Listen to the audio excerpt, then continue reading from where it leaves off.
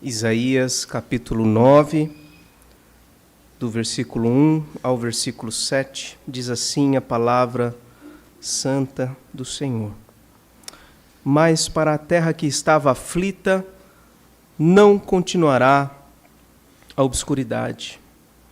Deus, nos primeiros tempos, tornou desprezível a terra de Zebulon e a terra de Naftali. Mas nos últimos tornará glorioso o caminho do mar, além do Jordão, Galiléia dos gentios. O povo que andava em trevas viu grande luz, e aos que viviam na região da sombra da morte resplandeceu-se-lhes a luz. Tens multiplicado este povo, a alegria lhe aumentaste. Alegram-se eles diante de ti como se alegram na ceifa, e como exultam quando repartem os despojos. Porque tu quebraste o jugo que pesava sobre eles, a vara que lhes feria os ombros, e o cetro do seu opressor, como no dia dos midianitas. Porque toda bota com que anda o guerreiro no tumulto da batalha, e toda veste revolvida em sangue, serão queimadas, servirão de pasto ao fogo, porque um menino nos nasceu, um filho se nos deu, o governo está sobre os seus ombros, e o seu nome será Maravilhoso Conselheiro, Deus Forte, Pai da Eternidade, Príncipe da Paz, para que se aumente o seu governo, e venha a paz sem fim sobre o trono de Davi, e sobre o seu reino, para o estabelecer e o firmar, mediante o juízo e a justiça, desde agora e para sempre. O zelo do Senhor dos Exércitos fará isto. Quais foram os meios que você já buscou para tentar sair de situações adversas? Quais recursos você já buscou? O que você já foi atrás tentando se safar, tentando buscar uma solução? Muita gente busca soluções, busca luz para a sua vida através de meditações, através de práticas esotéricas, através do espiritismo. Muitos buscam escapar das suas angústias através de terapias, de substâncias alucinógenas, drogas. Outros buscam no cigarro, buscam na pornografia, ou coisas, entre aspas, mais aceitáveis, como o aperfeiçoamento do corpo, os jogos. Muitos recorrem aos investimentos financeiros para encontrar soluções. E muitos até mesmo acreditam que encontrarão salvação através de políticos. Porém, nenhum desses meios são eficazes. Nenhum desses meios são eficazes para nos libertar do mal que nos assola por dentro e por fora, meus irmãos. Nós precisamos perceber a ineficácia das nossas tentativas de encontrar luz e alegria em nós mesmos, ou em algo que nos cerca. Precisamos perceber isso. Todas as nossas tentativas serão frustradas enquanto nós estivermos buscando soluções ou dentro de nós mesmos ou naquilo que nos cerca. Nesse texto, meus irmãos, a palavra de Deus nos ensina que nós não temos condições de alcançar, nem em nós mesmos, nem em qualquer coisa nesse mundo, as soluções que tanto desejamos. Nós vemos nesse texto que em um contexto de trevas espirituais e de opressão, Deus traz para o seu povo luz e alegria por meio de um governante divino, que é o seu próprio Filho. Em resumo, o que nós vamos ver nesse texto de Isaías 9, 1-7, é que em um contexto de trevas espirituais e opressão, Deus traz para o seu povo luz e alegria por meio de um governante divino, que é o seu Filho. Então vejamos nesse texto, o que esse texto nos fala sobre a solução divina para as nossas trevas e para as guerras constantes em que estamos envolvidos neste mundo. A primeira coisa que nós vamos ver é que Jesus é a nossa luz, versículos 1 e 2. Mas para a terra que estava aflita, não continuará a obscuridade. Deus, nos primeiros tempos, tornou desprezível a terra de Zebulon e a terra de Naftali, mas nos últimos tornará glorioso o caminho do mar, além do Jordão, Galiléia dos gentios. O povo que estava em trevas viu grande luz, e aos que viviam na região da sombra da morte, resplandeceu-lhes a luz. Se você já leu o livro de Isaías recentemente, você talvez vá se lembrar que Isaías é um profeta que falou por volta do ano 750 a.C., e ele profetizou mais especificamente para o reino do sul, o reino de Judá, mas no momento em que tanto a Síria como a Assíria representavam dificuldades tanto para o reino do norte como para o reino do sul. Então nós vemos muitas profecias de Deus anunciando ao seu povo a respeito da destruição que viria a Israel por meio desses inimigos, mas que sempre, em alguns momentos, Deus sempre anuncia também esperança. Quer dizer, a destruição, a desolação que eles trariam não seria definitivo, mas Deus traria também esperança e salvação. Se você observar o último trecho do capítulo 8, o subtítulo, talvez aí na sua Bíblia, acima do versículo 9, talvez seja: o Senhor é a nossa esperança. O Senhor somente é a nossa esperança. Não adianta buscar em outros lugares. Observe o versículo 19 do capítulo 8. Deus diz através do profeta Isaías: quando vos disserem, consultai os necromantes e os adivinhos, os que cochicham e murmuram, acaso não consultará o povo ao seu Deus? Quando vierem falar, olha, procura isso, procura aquilo, tenta essa solução aqui, tenta aquele negócio ali, vocês vão falar: peraí, nós não vamos buscar a Deus, o nosso Deus? A favor dos vivos se consultarão os mortos, diz aí o versículo 19. Então o profeta diz: não, vamos voltar à lei e ao testemunho. Vamos voltar para a palavra de Deus. Se eles não falarem dessa maneira, jamais verão a alva. Se eles, o povo, não falarem, vamos voltar para a palavra, ao invés de dar ouvidos a essas supostas soluções, eles nem vão ver a alva, eles vão ser destruídos. E aí ele segue dizendo, versículo 21, o que vai acontecer com eles? Passarão pela terra duramente como? Oprimidos e famintos. E será que quando tiverem fome, enfurecendo-se, amaldiçoarão ao seu rei e ao seu Deus, olhando para cima. Eles vão olhar para o alto e vão amaldiçoar a Deus. Quando eles não voltarem o coração deles para a palavra, quando eles não buscarem a Deus, eles vão sofrer. E eles não vão encontrar solução para as coisas, eles vão continuar sendo oprimidos e famintos. Eles vão chegar a amaldiçoar o próprio Deus, achando que a culpa é de Deus. Olharão, versículo 22, olharão para a terra, e eis aí o que eles vão ver? Angústia, escuridão e sombras de ansiedade. E serão lançados para densas trevas. É isso que acontece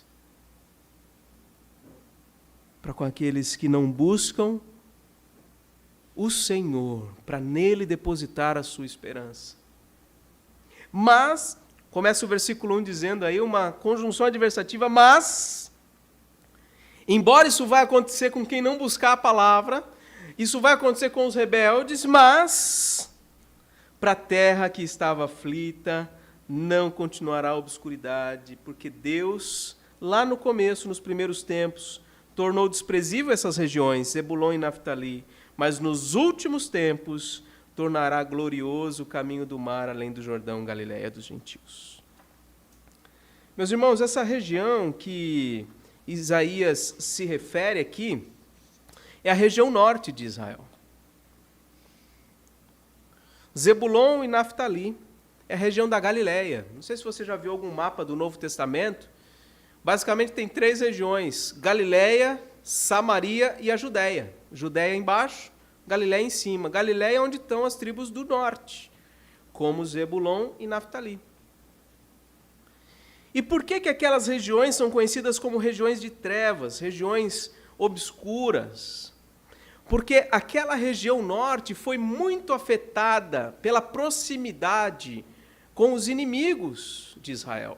A Síria e a Assíria estão lá, ao norte de Israel. Então ali eles foram muito influenciados pelo poder das nações inimigas, pelas religiões das nações inimigas, pela imoralidade das regiões inimigas.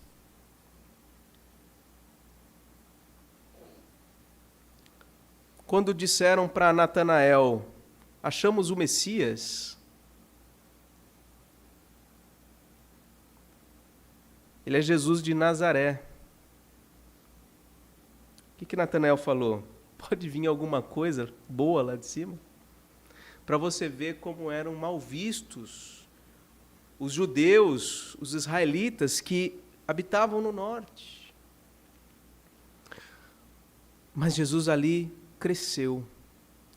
Ele nasceu em Belém, Belém da Judéia, no sul, conforme as profecias. Mas a sua infância, a sua juventude foi passada todinha lá no norte, Nazaré e Cafarnaum, que é uma região, uma cidade também ao norte.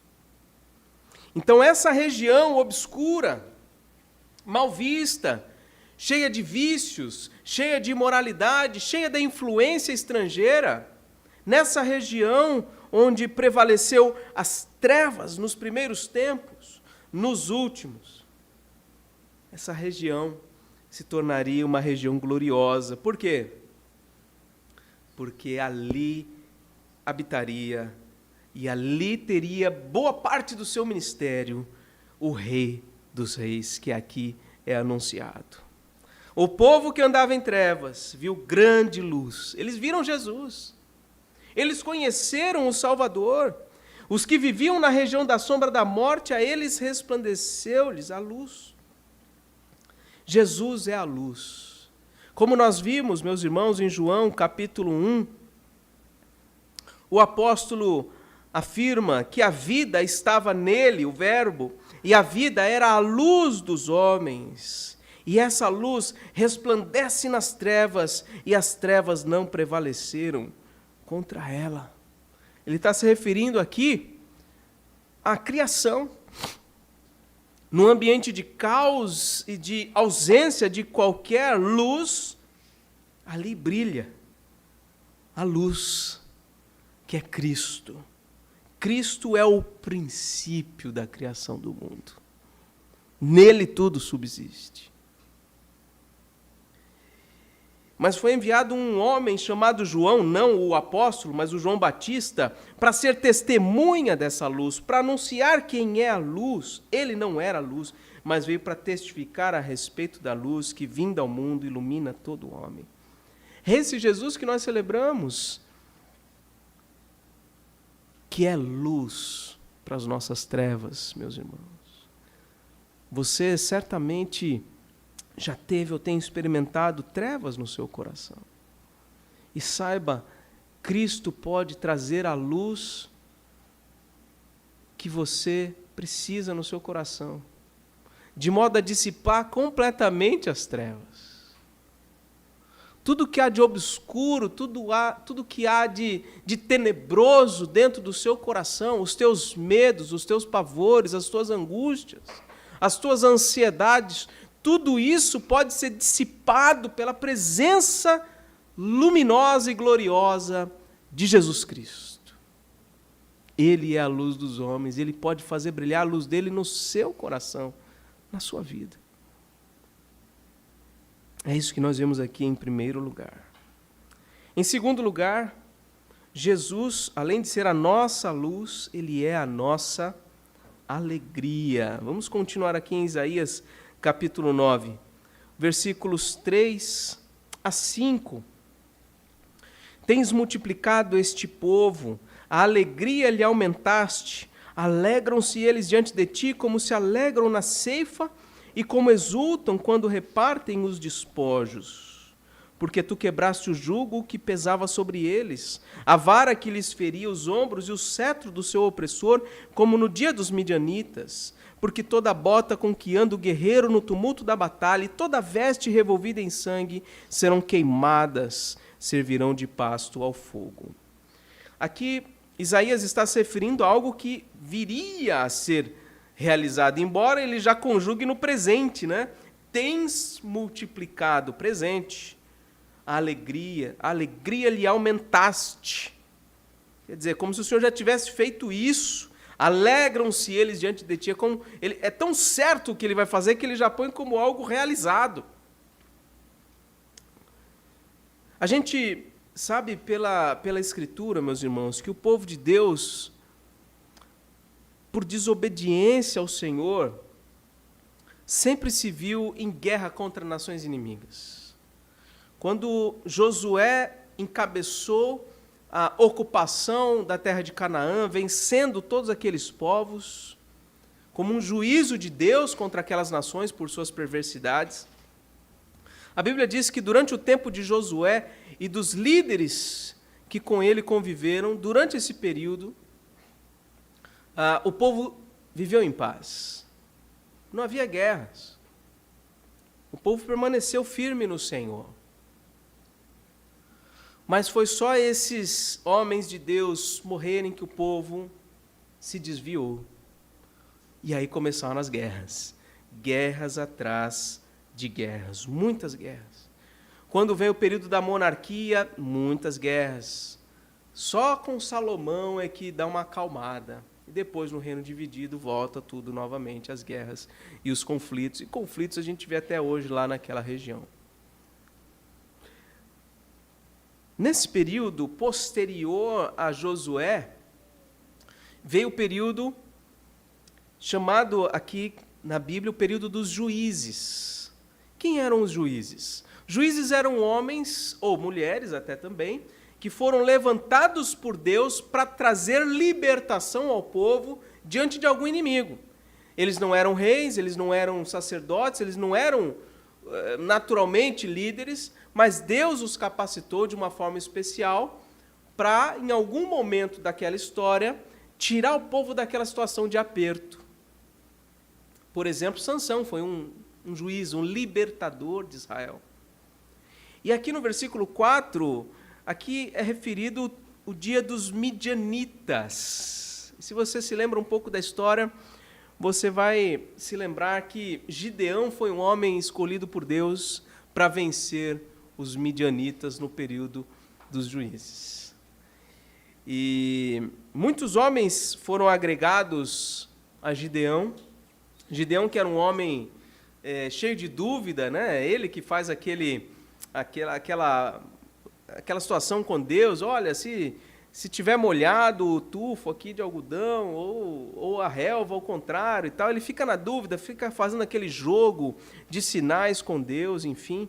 Deus muito misericordiosamente atende aos pedidos que ele faz, e ele foi um homem usado por Deus.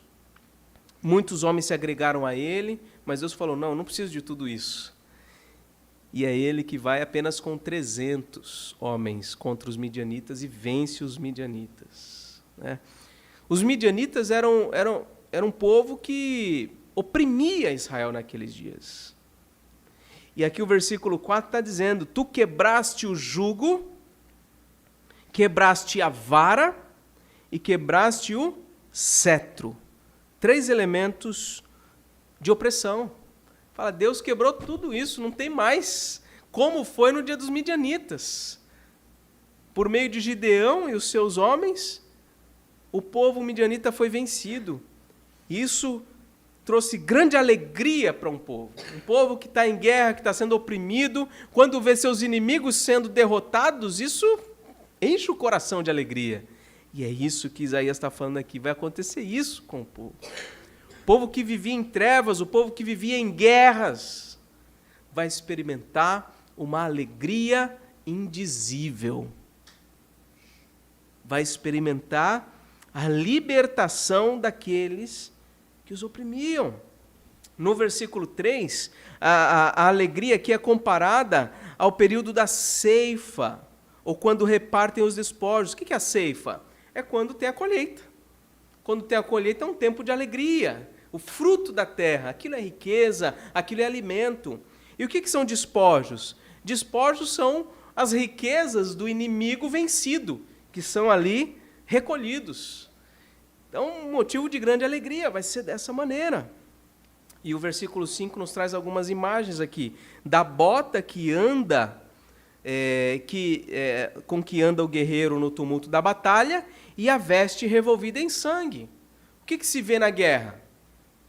Soldados bem vestidos, bem armados, por exemplo, aqui a bota que anda no tumulto da batalha, e a veste revolvida em sangue, muito sofrimento. Tudo isso vai servir para quê? Não vai servir para mais nada. Não vai ter mais necessidade de guerra. Não vai ter mais necessidade de vivermos armados. Por quê? Porque já fomos libertos definitivamente. Então, essa é a promessa que é feita aqui. E o que nós aprendemos aqui, meus irmãos, já interpretando, obviamente, todo esse texto, é que Jesus é a nossa alegria. Meus irmãos, assim como o povo de Israel sofreu muito por conta de seus inimigos, da opressão de nações estrangeiras, a igreja de Cristo, o povo atual de Deus, o Israel espiritual, também se vê sob ataques contínuos dos inimigos de Deus. Se a gente observar o que nós vivenciamos neste mundo, é realmente muita opressão. É que às vezes a gente não percebe porque a gente já está tão absorvido por toda essa circunstância ameaçadora, e a gente acha tão normal que a gente não repara mais. Mas se a gente parar para analisar, a gente vai ver quantas coisas nos cercam, nos oprimem para nos afastar de Deus. E num ambiente como esse, meus irmãos, Jesus continua sendo a nossa alegria. Eu quero ler com os irmãos rapidamente, mantenha marcada aí a sua Bíblia em Isaías 9 e abra comigo em 1 Pedro. 1 Pedro, capítulo 1.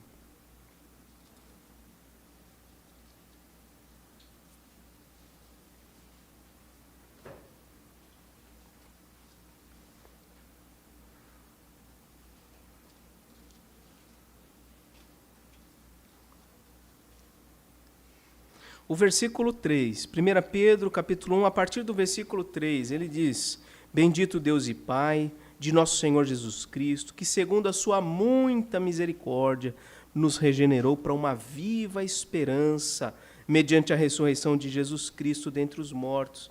Ele nos regenerou para uma herança incorruptível, sem mácula, imarcessível, etc, etc. E aí ele diz no versículo 6, nisso que vocês têm, nessas promessas todas, exultai.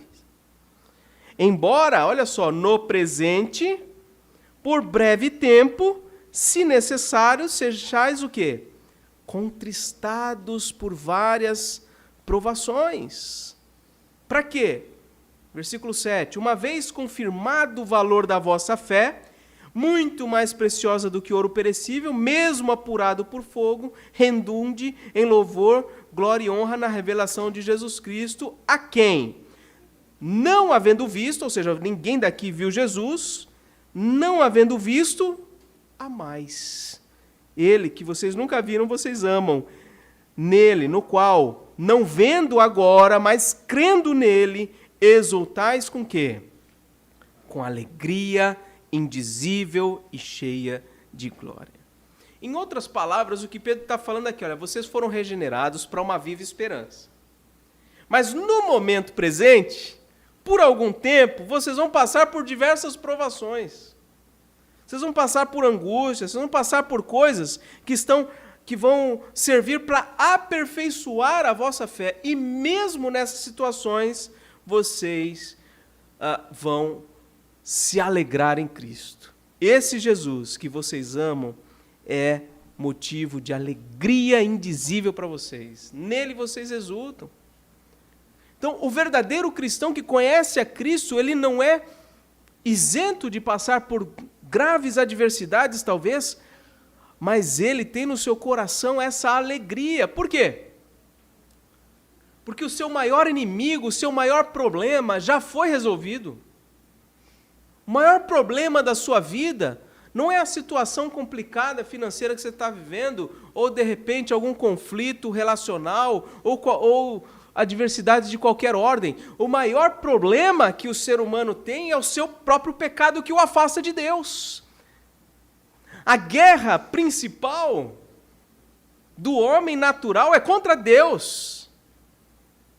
Mas ao vir Jesus Cristo, ele estabelece a paz. Ele é o príncipe da paz, como nós vamos ver. E ele então traz essa alegria que é indizível, meus irmãos. E é interessante a gente ver aqui no versículo 10, aí da sequência de 1 Pedro 1, ele diz: foi a respeito desta salvação que os profetas indagaram, profetas como Isaías, 700 e tantos anos antes de Cristo, foi a respeito dessa salvação que eles indagaram, inquiriram, os quais profetizaram a respeito da graça a vós outros destinada. Tudo isso que eles anunciavam, vocês agora podem conhecer. Essa luz que prevalece sobre as trevas, essa alegria que surge em meio à guerra, é para vocês. Eles não experimentaram e não viram isso. Vocês têm o privilégio de conhecer o príncipe da paz, o Deus forte, o Pai da eternidade. Então essa é a segunda verdade, meus irmãos, que a gente aprende desse texto de Isaías 9. Vamos retornar. Primeiro, é que Jesus é a nossa luz. Segundo, Jesus é a nossa alegria.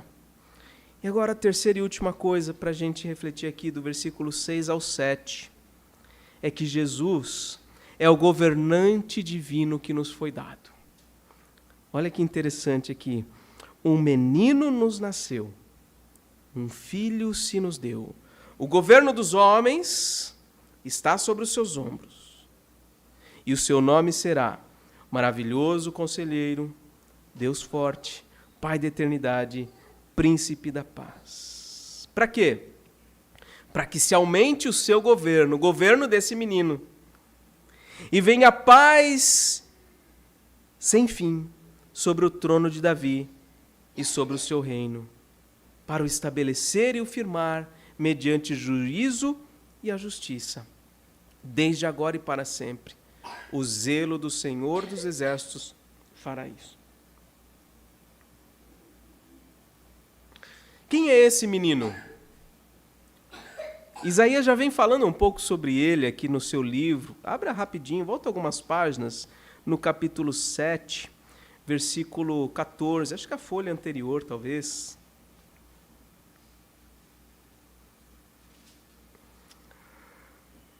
Isaías 7,14 diz assim: portanto, o Senhor mesmo vos dará um sinal. Eis que a virgem conceberá e dará à luz um filho, e lhe chamará Emanuel. Emanuel, que a gente sabe que significa Deus conosco. O próprio Deus virá e assumirá a forma humana, assumirá a carne humana. Ele, homem, virá através de uma virgem. Ele é novamente mencionado no capítulo 8, versículo 8,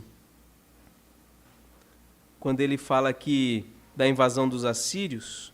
Penetrarão em Judá, inundando e passando por ele, chegarão até o pescoço, as alas estendidas ao seu exército, cobrirão a largura da tua terra, ó Emanuel. Esse Emanuel vai ver o seu povo sendo devastado. Mas é ele que vem e estabelece o seu governo e o seu domínio. Esse menino é o filho que a gente aprende, não aqui especificamente em Isaías, ou não tão claramente em Isaías, melhor dizendo, mas ao longo das Escrituras, é o Filho de Deus, o unigênito. Um menino nos nasceu, um filho se nos deu. E ele é alguém que tem o governo sobre os seus ombros, e a gente sabe, pela história bíblica também, quantas vezes o governo vigente trouxe dificuldades, tanto para o povo de Deus em geral, ao longo da história, mas de modo muito especial na circunstância do nascimento de Jesus. Foi inclusive o tema da mensagem do presbítero Felipe, na circunstância quando Herodes fica sabendo do nascimento do rei dos judeus, e ele, então, tenta enganar ali os magos para que possa obter informações e depois tentar destruir. Ele se esforça para tirar Jesus de cena, para tirar o rei dos reis da terra. Então o governo está sobre os seus ombros. E se a gente olhar para o nosso contexto político e geopolítico, meus irmãos, a gente vai ver a mesma coisa. Em que o status quo, em que aquilo que nós vemos nos governos deste mundo, em que eles estão favoráveis a Cristo Jesus e à expansão do seu reino. Você consegue se lembrar de algum que busca, por meio da sua influência e da sua autoridade, promover a expansão do reino de Deus, do reino do Filho de Deus? Não. Pelo contrário, suas ações mais e mais expressam o contrário, a tentativa de fazer sumir aquele que dividiu a história, aquele que dá sentido à nossa história, à vida humana. Mas ao invés de ser dominado, o governo estava nos seus ombros, mas ao invés de ser dominado, o texto bíblico está dizendo, é ele quem domina. É ele quem domina. Versículo 7, para que aumente o seu governo, para que venha paz sem fim. Esse menino, esse filho, aparentemente aqui uma situação de alguém frágil, ele terá o seu governo aumentado, ele trará paz sem fim sobre o trono de Davi e sobre o seu reino. Reino este que vai ser estabelecido mediante juízo e justiça desde agora e para sempre. Ele, esse rei, esse menino, esse filho, é Jesus, o rei divino.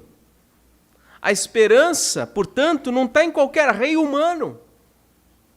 Deus sempre falou para o seu povo, não adianta ir buscar refúgio lá no Egito, não adianta buscar refúgio nas suas alianças com outros povos. Eu sou o seu Deus. Não adianta buscar soluções fora. Eu sou o Senhor. E é Deus quem promete vir ao mundo. Deus, olha só, os nomes a ele atribuídos no versículo 6 são nomes divinos. Especialmente o segundo e o terceiro, não é? Muito claramente, esse menino, esse filho é quem? O Deus forte, o Pai da eternidade. Então, meus irmãos, não podemos buscar solução, alívio para os nossos problemas, alegria, luz para as nossas trevas, nem dentro de nós mesmos, nem naquilo que os nossos olhos podem ver. A nossa esperança está nesse Rei divino, que é herdeiro do trono de Davi, que é Jesus, Ele, somente Ele, que pode trazer para nós essas soluções todas. E como Rei, Ele é maravilhoso conselheiro, Deus forte, Pai da eternidade e Príncipe da paz. Maravilhoso conselheiro porque Ele é um Rei sábio, um Rei que conhece todas as coisas. E a gente rapidamente se lembra de Salomão, por exemplo. Foi um rei extremamente sábio. Diante de questões muito difíceis, ele soube encontrar as soluções corretas. Mas muito além de Salomão é o nosso Senhor Jesus Cristo. Ele é maravilhoso conselheiro. Ele é também o Deus forte, porque ele, embora tenha vindo como um menino, embora a sua aparência seja de muita fragilidade, como um cordeiro, a gente sabe que ele é o Deus forte, que triunfa como um leão, o leão da tribo de Judá. Ele é também o Pai da eternidade, porque ele não teve princípio de dias e jamais terá fim na sua existência. Ele é Pai da eternidade. E Ele é o Príncipe da paz, porque é Ele quem pode trazer a paz para a terra. Meus irmãos, nós temos visto muitas guerras ultimamente. Já não sei mais quanto tempo dura a guerra de Rússia contra a Ucrânia. Mais recentemente, vemos a guerra entre Israel e o grupo terrorista, o Hamas. Vimos rumores de guerra aqui mais perto da gente, na América Latina, bem mais recentemente. As nações tentam se unir para buscar soluções. A gente sabe, por exemplo, da existência da ONU, a Organização das Nações Unidas, que é uma conjuntura de lideranças de diversos países que buscam trazer soluções aos conflitos, trazer paz ao mundo e uma série de outras coisas. E a gente vê a ineficácia de todos esses órgãos. Não há solução para a guerra neste mundo. Não há. Mas esse rei, que pode trazer paz ao mundo, que pode trazer paz a nós, em especial, esse rei já veio. Esse reino já foi estabelecido e ele está crescendo. Os filhos de Deus pertencem já a esse reino e já possuem no seu coração a luz e a alegria. Você conhece esse rei? Você já se submeteu ao seu reinado? Você conheceu a luz que dissipa as suas trevas? Você já conheceu a alegria que faz cessar as guerras? Se não, meu querido, esse é o momento oportuno. Você conhecer quem é Jesus e os efeitos da sua obra, da sua vida dentro do seu coração.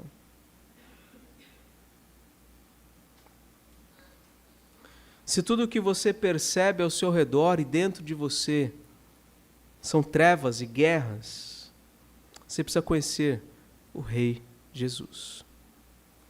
Ele é o Rei da paz. O seu reino é o reino de luz e de alegria. Desde toda a eternidade, ele triunfa com poder e resgata das trevas quem nele confia. Então coloque nele a sua confiança.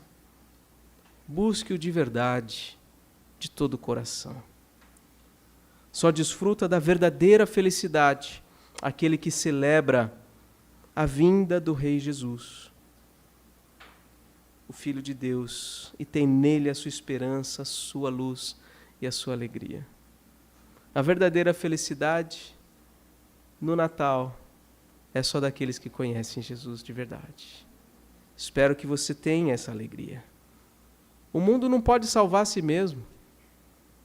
O mundo precisa do Filho, o Rei divino, que traz a luz que prevalece sobre as nossas trevas e que traz alegria que prevalece sobre as nossas guerras. Essa é a mensagem do Natal, a vinda desse Rei, o Rei de luz, Rei que nos traz alegria. Amém?